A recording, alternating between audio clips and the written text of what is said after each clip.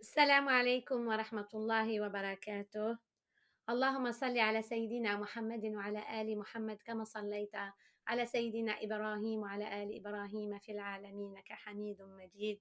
وقل رب اشرح لي صدري ويسر لي أمري واحلل عقدة من لساني يفقه قولي وقل رب زدني علما. السلام عليكم ورحمة الله تعالى وبركاته. Aujourd'hui, nous allons commencer à parler du premier chapitre du livre Les Jardins des Vertueux de l'imam An-Nawawi, rahimahullah. Le premier chapitre s'intitule Le culte pur et la présence de l'intention dans toute œuvre. باب الإخلاص وإحضار النية في جميع الأعمال والأقوال والأحوال البارزة والخفية. Dieu le Très-Haut dit dans la sourate 98, verset 5.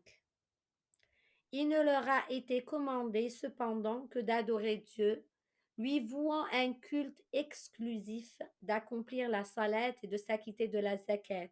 Telle est la religion de la droiture. Dans la sourate 22, le pèlerinage, verset 37, Allah subhanahu wa ta'ala dit: Ni la chair ni le sang de ces animaux n'ont d'importance pour Dieu. Seul compte pour lui votre piété.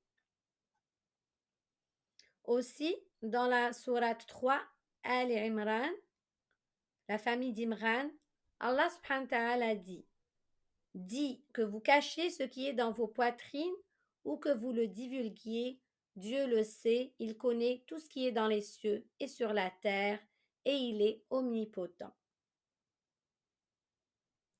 Dans les hadiths du prophète sallallahu alayhi wa sallam, selon Omar ibn al-Khattab, le commandeur des croyants, le prophète, paix et bénédiction sur lui, sallallahu alayhi wa sallam, a dit: La validité des actes dépend des intentions qui les animent, et chaque homme n'a pour lui que ce qui est conforme à son intention. Celui qui émigre pour Dieu et son prophète, son émigration lui sera comptée comme étant pour Dieu et son prophète. Quant à celui qui émigre pour un bien de ce monde ou pour épouser une femme, son émigration lui sera comptée comme telle.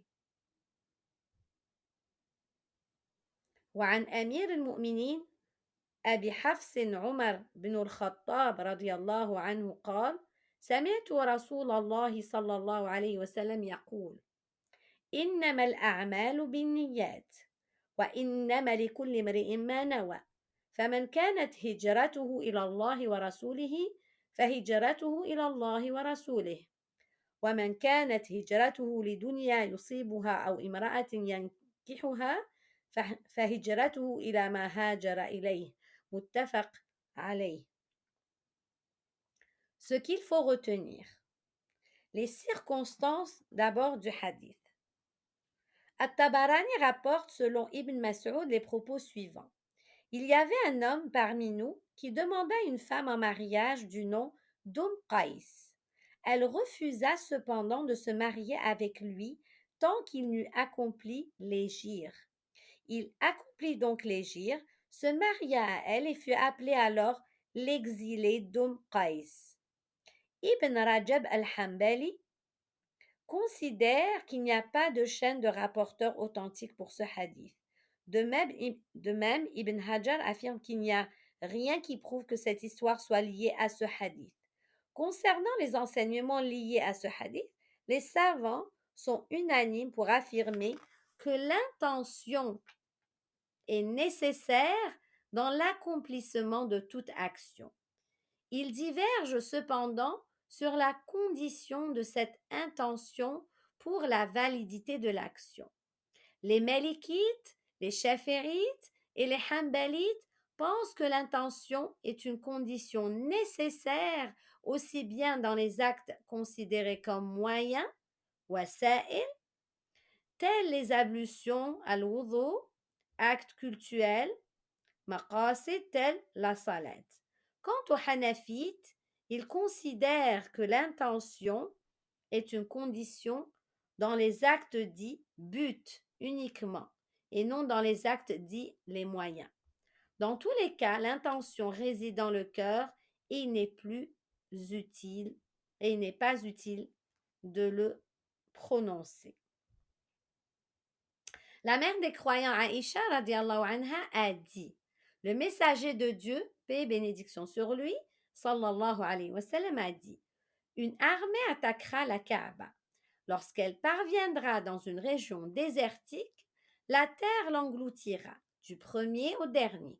Aïcha radiallahu anha dit alors, ô prophète de Dieu, comment serait-elle engloutie alors que parmi eux il y aura des gens qui seront là uniquement pour commercer ou pour d'autres raisons?